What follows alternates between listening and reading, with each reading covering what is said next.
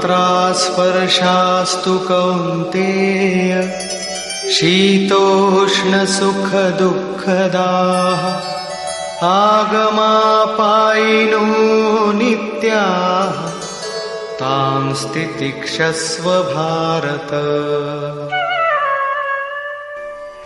हे कुंती पुत्र, सुख दुख, सर्दी और गर्मी को देने वाले इंद्रियों और विषयों के संयोग तो अनित्य हैं, क्षणभंगुर हैं। अतः भरतवंशी अर्जुन, तू इसका त्याग कर। अर्जुन इंद्रिय और विषय के संयोग जन्य सुख का स्मरण करके ही विकल था। कुल धर्म, कुल गुरुओं की पूज्यता इत्यादि इंद्रियों के लगाव के अंतर्गत हैं। ये क्षणिक हैं, झूठे हैं, नाशवान हैं। विषयों का संयोग न सदैव मिलेगा और न सदैव इंद्रियों में क्षमता ही रहेगी। अतः अर्जुन, तू इनका त्याग कर, सहन कर। क्यों? क्या हिमालय की लड़ाई थी जो अर्जुन सर्दी सहन करता? अथवा क्या ये रेगिस्तान की लड़ाई है जहां अर्जुन गर्मी सहन करे? कुरुक्षेत्र जैसा कि लोग बाहर बताते हैं समशीतोष्ण स्थली है। कुल 18 दिन तो लड़ाई हुई, इतने में कहां जाड़ा गर्मी बीत गई। वस्तुतः सर्दी गर्मी, दुख सुख, मान अपमान का सहन करना एक योगी पर निर्भर करता है। यह हृदय देश की लड़ाई का चित्रण है। बाहर युद्ध के लिए गीता नहीं कहती। यह क्षेत्र क्षेत्रज्ञ का संघर्ष है, जिसमें आसुरी संपद का सर्वथा शमन कर परमात्मा में स्थिति दिलाकर दैवी संपद भी शांत हो जाती है। जब विकार है ही नहीं तो सजातीय प्रवृत्तियां किस पर आक्रमण करें? अतः पूर्णत्व के साथ वे भी शांत हो जाती हैं, इससे पहले नहीं। गीता अंतरदेश की लड़ाई का चित्रण है। इस त्याग से मिलेगा क्या? इससे लाभ क्या है? इस पर श्री कृष्ण कहते हैं, यम हि न व्यथयन्त्येते पुरुषं पुरुषर्षभ समदुःख सुखं धीरं सोमृतत्वाय कल्पते। क्योंकि हे पुरुष श्रेष्ठ, दुख सुख को समान समझने वाले जिस धीर पुरुष को इंद्रियों और विषयों के संयोग व्यथित नहीं कर पाते, वो मृत्यु से परे अमृत तत्व की प्राप्ति के योग्य हो जाता है। यहां श्री कृष्ण ने एक उपलब्धि अमृत की चर्चा की। अर्जुन सोचता था कि युद्ध के परिणाम में स्वर्ग मिलेगा या पृथ्वी, किंतु श्री कृष्ण कहते हैं कि न स्वर्ग मिलेगा और न पृथ्वी, बल्कि अमृत मिलेगा। अमृत क्या है?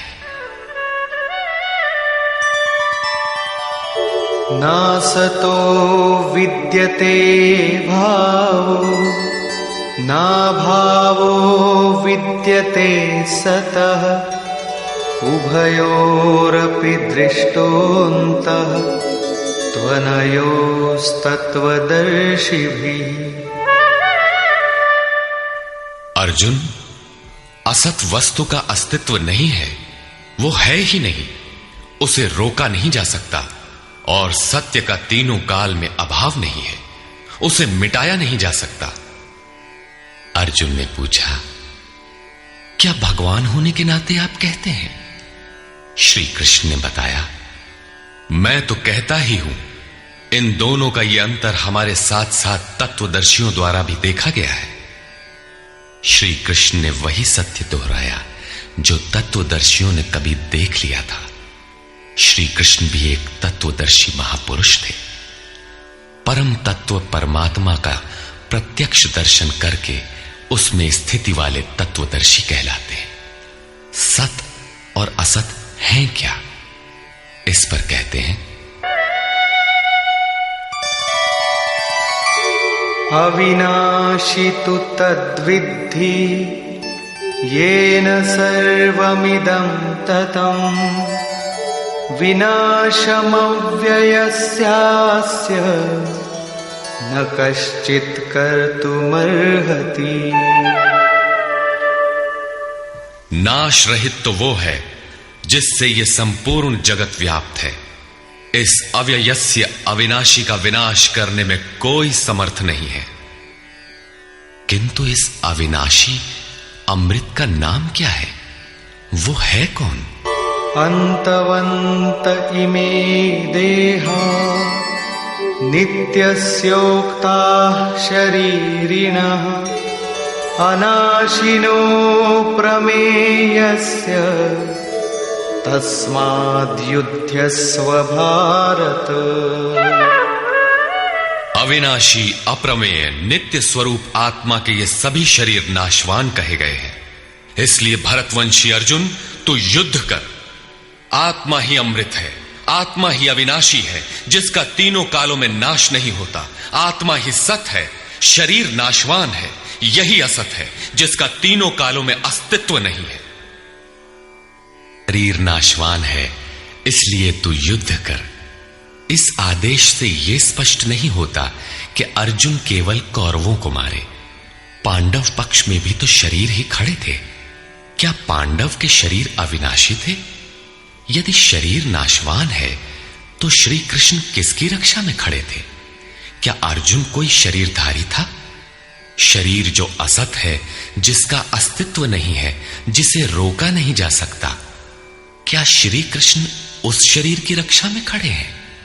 यदि ऐसा है तो वे भी अविवेकी और मूढ़ हैं, क्योंकि आगे श्री कृष्ण स्वयं कहते हैं कि जो केवल शरीर के लिए ही पचता है, श्रम करता है, वो अविवेकी और मूढ़ बुद्धि है।